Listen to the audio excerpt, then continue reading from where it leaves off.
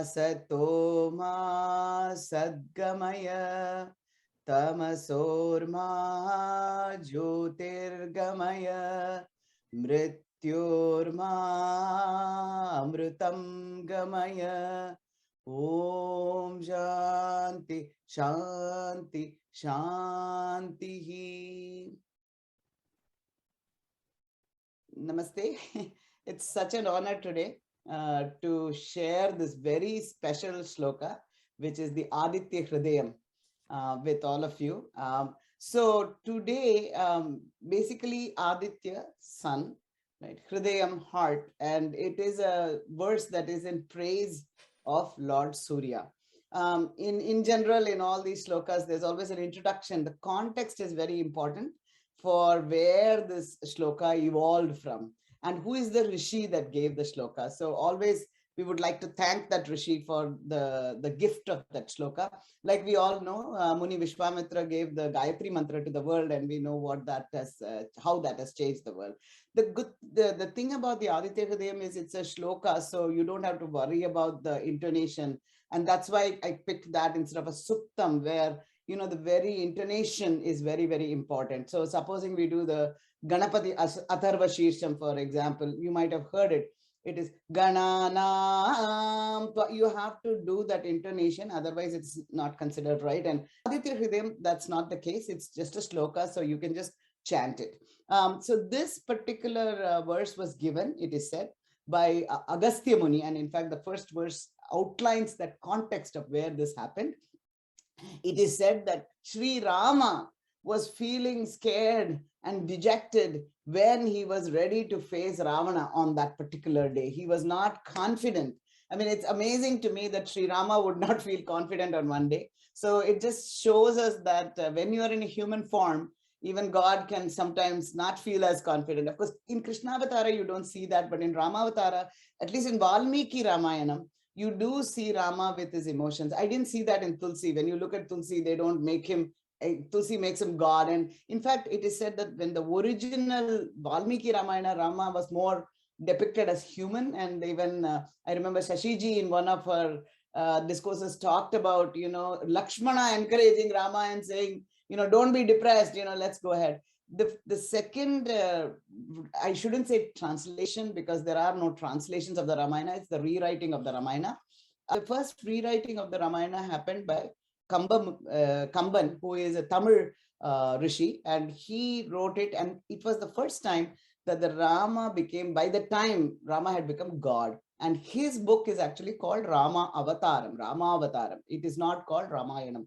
Ramayanam means just travel, or there are many meanings to Ramayana, but Rama Avataram. And then, Tulsi went, actually it is said that from Kamban came, in that tradition, there was a great Swami Ramanand, who was, a disciple of Kamban, and then went into Tulsi, who quotes Swami Ramanand as the, his guru. And, Ravidas, Kabir, many people quote Ramanand as his guru.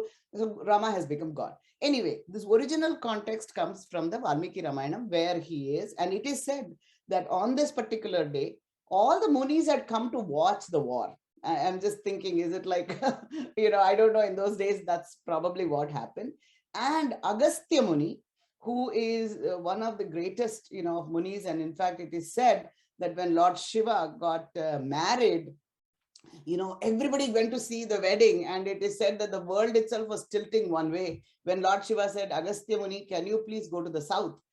Just to make sure that the world is balanced. And it is said that he alone could balance the entire universe. So he's that profound Muni. And he's, of course, for Tamil people, he's supposed to have given Tamil to the world as well. We attribute the propagation of Tamil to Lord Muruga and, of course, to Agastya Muni. So anyway, so it is said he was there. And when he was there, he saw Rama was not feeling that, energetic. And that's when he said, why don't you chant this Aditya Hridayam, and gave this. So personally, I'll say this, that this particular verse has been used. Actually, it was given to in our house by somebody when my father had a very big eye surgery coming up. And they said, don't worry, just chant this and everything will be okay. And actually, cosmic karmic coincidence, my father did well. And even when you all know, when I went through my own difficulties, the Aditya Hridayam, I think went a long way. All my kids chant it, everybody chants it. So the point is that when there is a fight with somebody like a Ravana, 10-headed Ravana, whatever that evil is, Aditya Hridayam is a very profound shloka. Tatho yuddha parishrantam samare chintaya sthitam. Tatho yuddha parishrantam samare chintaya sthitam. Ravanam chagrato drushtva yuddhaya samapasthitam. Ravanam chagrato drushtva yuddhaya samapasthitam.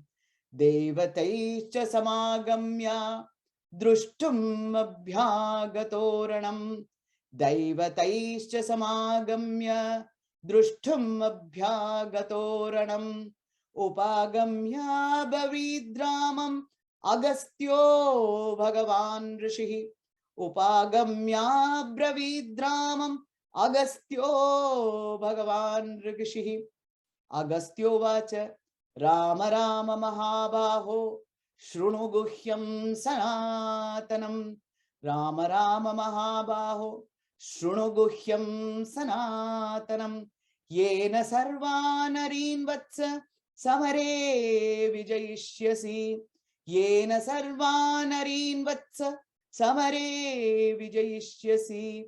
Aditya Hridayam Punyam Sarvashatru Vinashanam. Aditya Hridayam Punyam Sarvashatru Vinashanam. Jayavaham Japen Nityam Akshayam Paramam Shivam.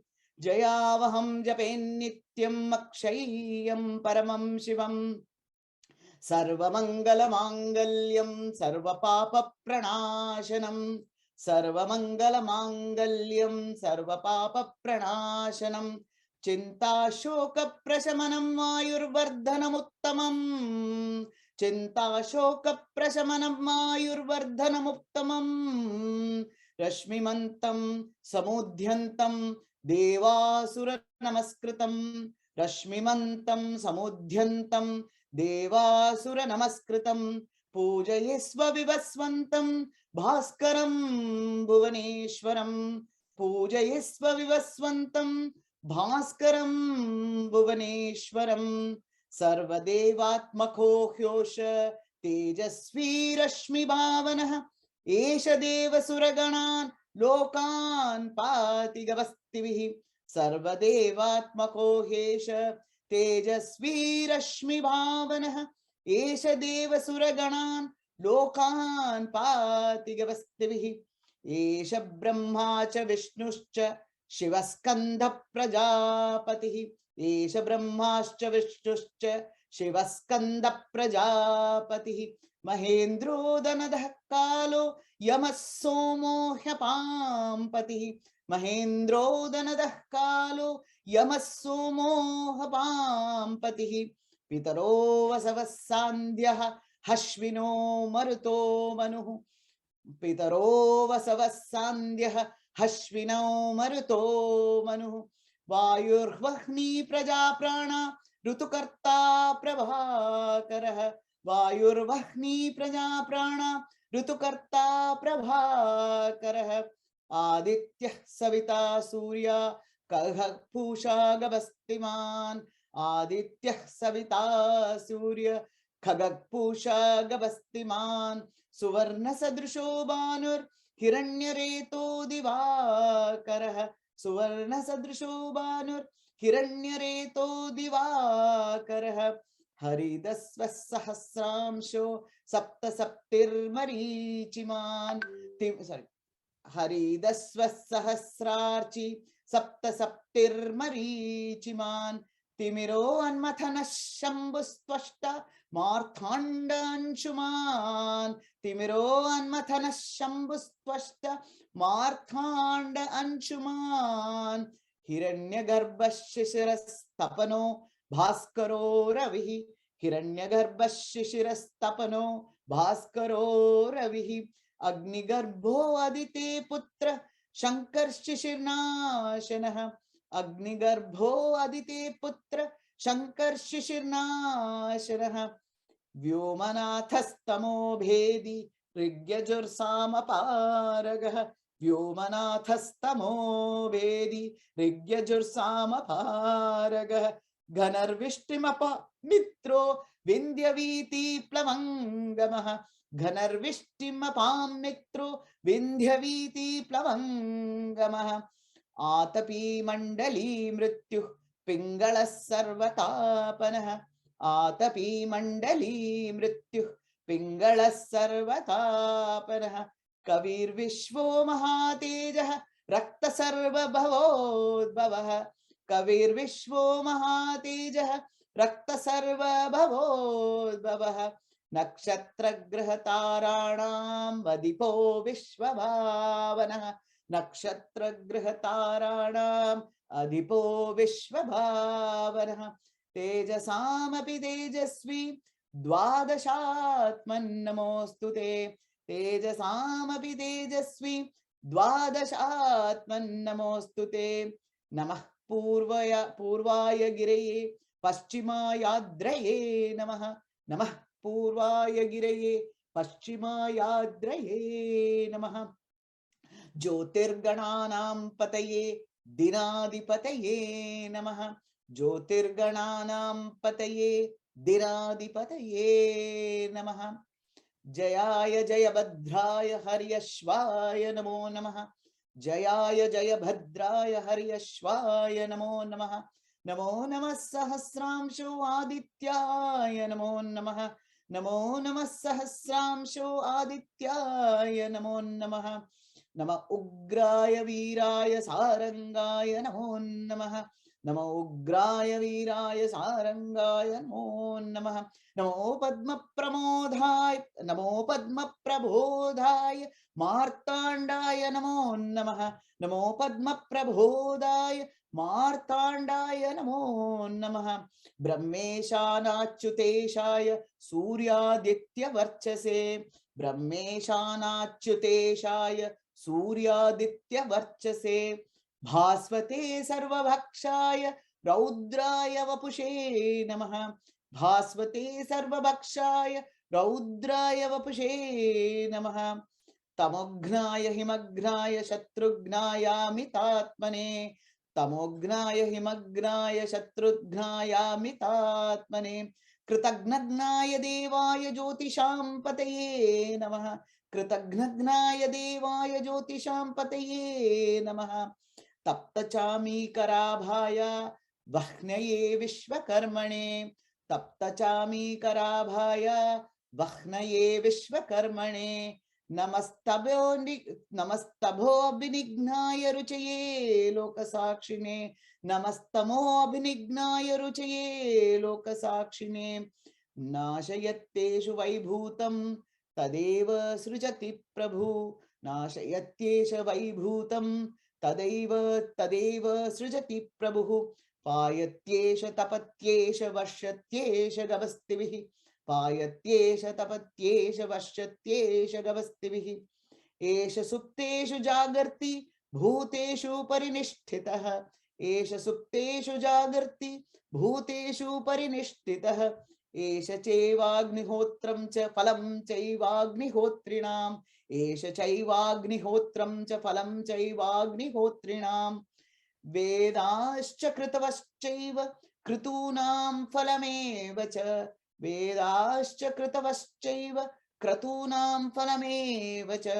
यानि कृत्यानि लोकेषु सर्व एष रविः प्रभु यानि कृत्यानि लोकेषु सर्व एष रविः प्रभु एनमाप्सु कृच्छेषु कान्तारेषु भयेषु च एनमाप्सु कृच्छेषु कान्तारेषु भयेषु च कीर्तयन् पुरुषः कश्चिन्नावसीदति राघव कीर्तयन् पुरुषः कश्चिन्नावसीदति राघव पूजयस्वन्नमेकाग्रो देवदेवं जगत्पतिं पूजयस्वैनमेकाग्रो देवदेवं जगत्पतिम् एतत् त्रिगुणितं जप्त्वा युद्धेषु विजयिष्यसि एतत् त्रिगुणितं जप्त्वा युद्धेषु विजयिष्यसि अस्मिन् क्षणे महाबाहो रावणं त्वं वधिष्यसि अस्मिन् क्षणे महाबाहो रावणं त्वं वधिष्यसि एवमुक्त्वा तथोऽगस्त्यो जगाम च यथागतम् एवमुक्त्वा तथोऽगस्त्यो जगाम च यथागतम् एतत् श्रुत्वा महातेजः नष्टशोको भवत्तथा धारयामास सुप्रीतो राघवं प्रयतात्मवान् आदित्यं प्रेक्ष्य जप्त्वा तु परमं हर्षमवाप्यमान् आदित्यं प्रेक्ष्य जुक्त्वा तु परमं हर्षमवाप्तमान् त्रिराचम्यश्चुचिर्भूत्वा धनुराधाय वीर्यवान् त्रिराचम्यश्चुचिर्भूत्वा धनुराधाय वीर्यवान् रावणं प्रेक्ष्य हृष्टात्मा युद्धाय समुपागमत् रावणं प्रेक्ष्य हृष्टात्मा युद्धाय समुपागमत् सर्वत्नेन महता वधे तस्य धृतो भवेत् सर्वयत्नेन महता वधे तस्य धृतो भवेत् अथ रविरवदन निरीक्ष्य रामं मुदितमनः परमं प्रहस्यमाणः अथ रविरवद निरीक्ष्य रामं मुदितमनः परमं प्रहस्यमाणः निशिचरपति संशयं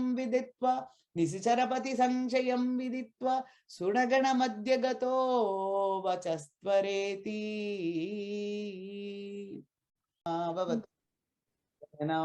भुनत्तु सह वीर्यं करवावहै तेजस्विनावधीतमस्तु मा विद्विषावहै ओम शांति शांति शांति। हरि तत्सत्।